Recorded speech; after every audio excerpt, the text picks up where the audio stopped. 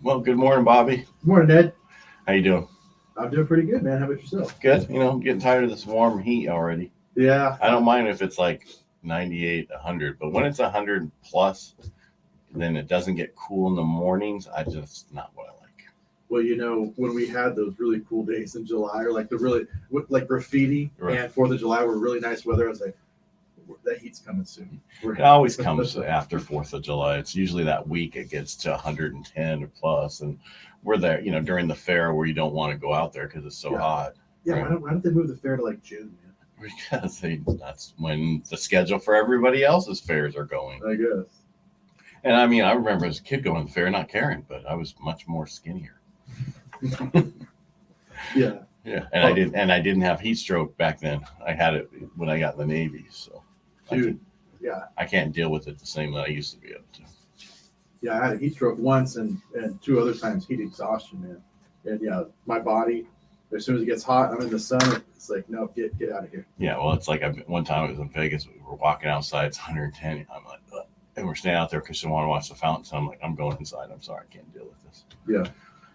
I'm trying to baby. It's just you get that happen to you. Heat exhaustion, or just heat exhaustion alone, and then heat stroke's even worse. So, in my first one was riding my bike from when I was in and this is in Southern California, so it doesn't get as hot. But Yeah. I rode my bike from Camp Pendleton up to San Onofre, down to Torrey Pines, and then back to my house in Oceanside.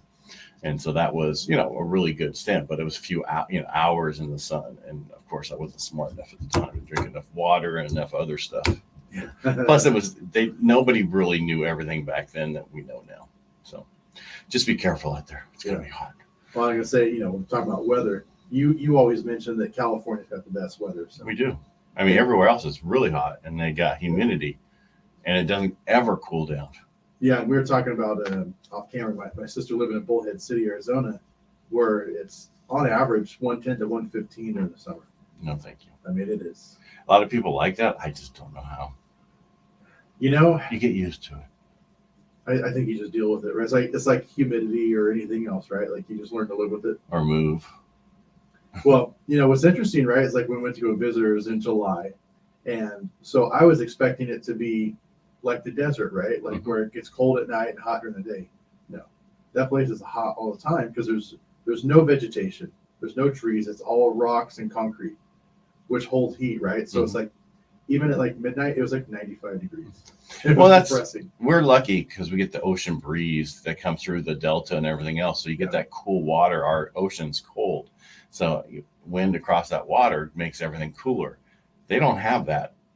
Texas gets the Gulf, and that's warm. Florida and on up, that's not cold. That's warm. So they don't get the same cooling in the evening. And that's what saves us here is we get, on average, we'll be below 70 degrees in the morning on average. Some days it's in the 60s, 66, 65, which is you come up so nice, and then it gets warm as the day go, not like 85 when we go to 95. Right? Yeah. No, thank you. That's what's tough, man. When you walk out to go get in the car in the morning and it's already hot, you're like, it's gonna be a scorcher. Yeah. Oh, and all I gotta say is right now I'm really loving my AT&T move. So I don't know about other people when they're fiber optic, but for me it's been the best thing ever. Yeah. But when I was in property management, that was a question I got a lot from people, especially if they're like engineers. Someone had to like upload or download like large files. Like, hey, do you guys have this service here? It's like. Sometimes that really matters, like it does. When you're looking at a neighborhood, you're like you found out about fiber optic, right? Mm-hmm. Yeah, because for what we do video here, we're getting, got it replaced yesterday here, and it's going to make a huge difference for us going forward. Yeah. Because even at home, we didn't use that much video before. It was all files downloading to you or uploading, so who cared, right? Mm-hmm. But now it's like video. Yeah, the lag doesn't work. No, not for us. And what's weird is because you wouldn't think it's when we record in here it would be that big of a deal. It's even more of it because it was such a low upload. Yeah. Anyway, but enough about that. But the best thing I like is I didn't know, and they're taking over the world, of course, Google YouTube TV. Have you tried that yet? No, I haven't. Oh, that's freaking amazing. Is it? Yeah, it's like, okay, trial period, $68 a month for 3 months, and it goes to 72. But it's like all the channels you need. 100 channels. Includes Fox Business, CNBC, all the ones I watch, and then you can, DVR it too through that thing. And there's no equipment. It's all app. Yeah, it's all streamed. And you can put it on multiple, up to 5 TVs in your house, I think. So now my next question is, what's next after streaming, right? Because streaming's been around for a while. Right. Well, the other thing is with them, they bought Sunday Ticket. Is that sports? That's an NFL. Oh, okay. The thing that DirecTV had. Gotcha. They bid so much and took it from them, and they're only charging. I say only. It's like $290 something right now to watch that during the winter. That's not a bad deal. Plus, only if you have DirecTV, you're talking 100. To do their minimum channel thing, it was, and then you add that on. It's a lot of money that you spend. I've spent a lot of money on cable for the last few years. So yeah, no kidding, man. Yeah, they say it's one price, but then by the time licensing, undercoating, all the other stuff they add on at the end, you're like, what? Well, yeah. So I used to always want to get like a History and Discovery channel, right? Like, oh, well, that is the upgraded brand. And so, yeah. That's not the way it is. That's not the way it was with the other one. So No. you get it's just 100. Yeah, I mean, it pretty much covers everything you want. So, but no, yeah, but unfortunately, man, like with YouTube, there's so much content on there that's not age appropriate for kids. Yeah, it's not the same. it's not. No, okay. it's separate. It's just So it's just YouTube TV. So it's TV, and that's all it is. It's TV streaming service, just like if you had cable. gotcha. The difference is it's just an app. YouTube is a totally different app on there still. Okay. So it's not the same. It's not done through the same. And that I was trying to figure that out, and then it's a separate entity, and it just gives you up to 100 channels, and none of those channels are any of those things. Cool. So no adult channels. You can pay more if you want to watch, those movie channels, but why? That was the one thing I thought was stupid. Is like, I don't want all those. I only care about this. Well, you can't get that unless you get those.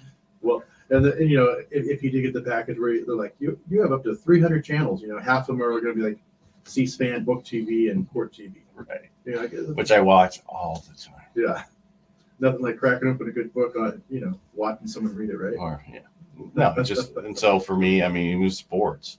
You can watch it in 4K. You know what I mean? It's a really good. I was surprised what things have come to these days. And like I was saying last week, it was the first time I cut my longest relationship. I finally cut. Because you think about it, as a kid, you had cable. Yeah. Well, in competition, man. I mean, that's free market stuff, right? Oh, just get with it, people. Yeah. But for the longest time, Comcast destroyed everybody, right? With the stuff and the upload with the download, wherever it needed for gaming and everything. And AT&T couldn't do that. So, they have changed over the last few years. Oh yeah, they've been running fiber for like the last, I don't know, 7, They 8 started years. in our area first. That was what I was told. And so we can only up to 1 gigabyte. They have services in other areas, 2 gigabytes, 2 gigabytes, 5 gigabytes, 5 gigabytes. And it's not that expensive. Well, gosh, when I was going through engineering school, man, if someone had a 1 gig trunk line, I mean, that was like a huge data center. And now, like you said, you're getting 1 gig service to residential. Well, when my first hard drive was 40 megabytes. All right, that's how old I am. Yeah. You can't get any program on, even an app's more than that. Anyway, yeah. So anyway, let's go talk about real estate. I guess we were talking about services, and it's important to where you're purchasing if you need something like that. That's one of the things like in Tuolumne County. If you don't know, but high-speed internet's up to Sugar Pine on certain areas, but not in the rest of the stuff. Like in my cabin, you can only get HughesNet. That's not able. You can't do video. You can't do work on that. That's just no way to do your home. Do work. Yeah. So, it's important to know what services are available where you're at. For sure. Right. And also, so this was really not a bad tie into real estate, because it's like, are you connected to the sewer or you have a septic? Are you connected to your own septic? You have septic, but do you have water, or do you have a well? So you need to know these different things on homes. Right. Yeah, and actually, there are lots of little spots throughout Modesto that I can personally attest to, because I've shown these homes where it's like in the middle of other neighborhoods, but it's technically county. So you got, you're not on public water or sewer.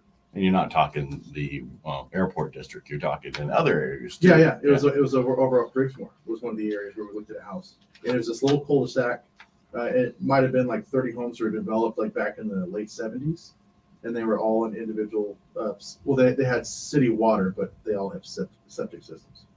Right. And then probably some of them had sewer already coming there and they were wanting to get connected to it, or no? Because I know in some areas, one side of the street was connected, after they all paid to get connected, and the other side of the city is actually, or their county is trying to help them get connected to the sewer system. Yeah. Well, I mean, I know that's how La Loma was, because everything runs through the alley, right? All the water and everything like that, and then sewer goes out front. And so all the houses originally were built with septic systems, and now they're all tied in. Yeah, but with us, ours are our sewer's in the back where the alley used to be. Gotcha. In the front, in the street in front of us has a sewer line, but that's for the other side of the street and the house behind them. Interesting.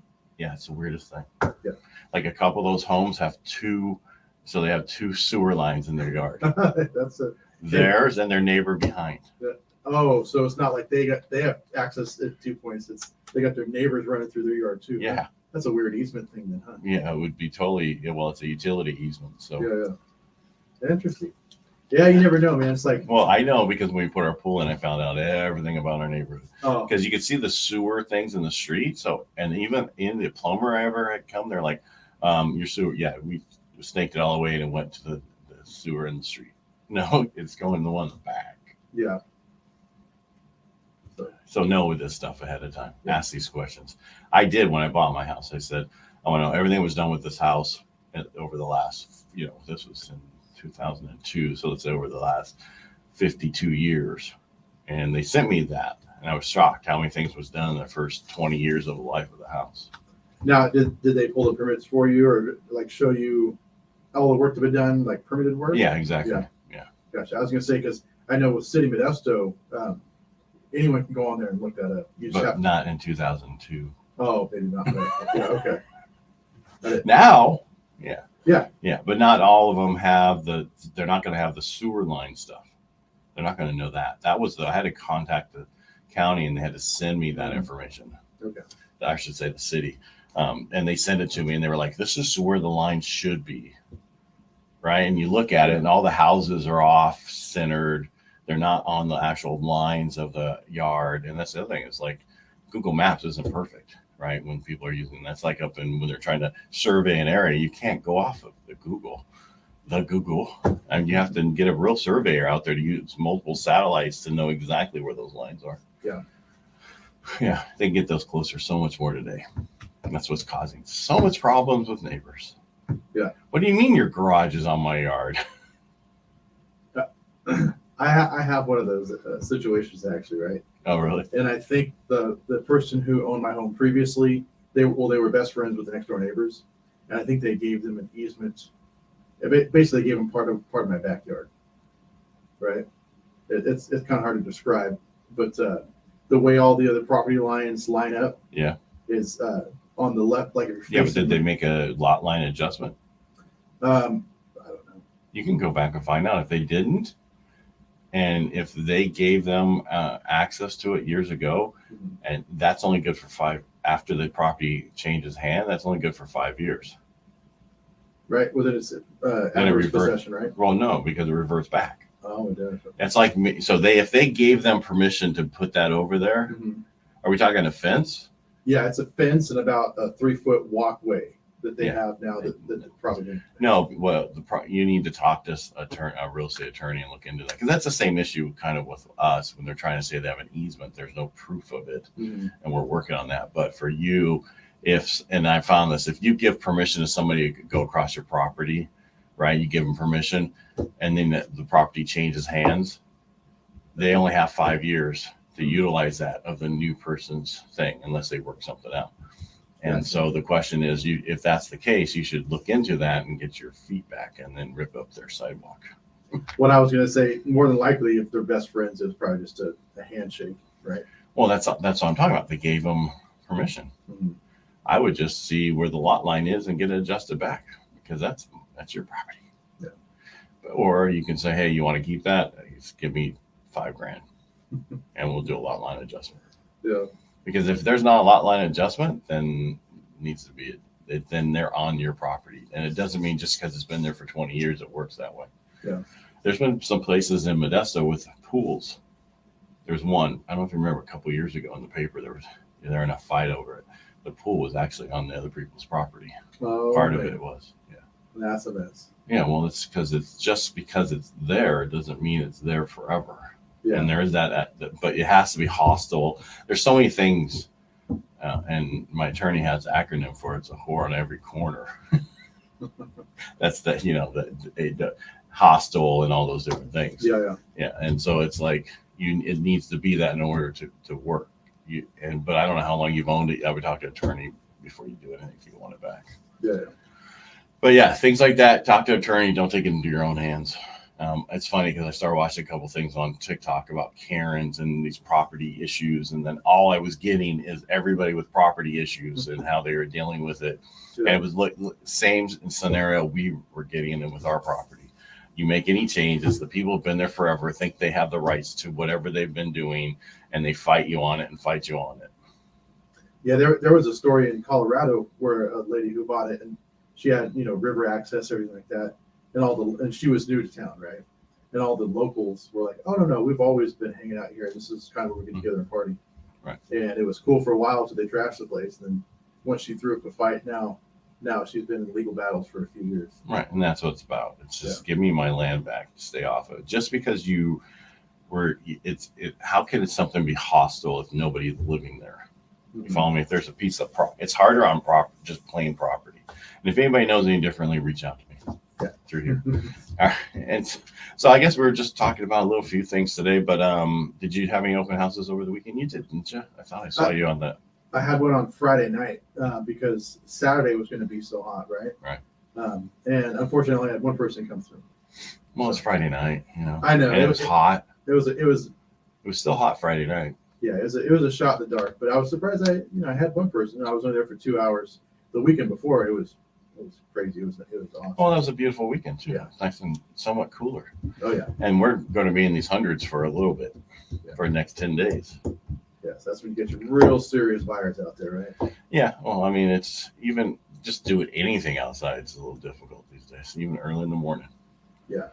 All right. Well, Bobby, thanks for stopping by today. Thanks for Ed. talking with me, and everybody make it a great day. If you like what we do here, the best way to support us is subscribe to our YouTube channels. We got Real Estate Jerky. Mine's Ed Parcaut, and Bobby, yours is Bobby Atkins Realtor. Robert Atkins Realtor. Oh, what did I say? Bobby. Yeah. Sorry. That's all right. Too many names. Damn it, Bobby. Robert. Ed, All right. Edward. Oh, yeah, you should have been Bobby. Yeah. All right, everybody, make it a great day. Thanks for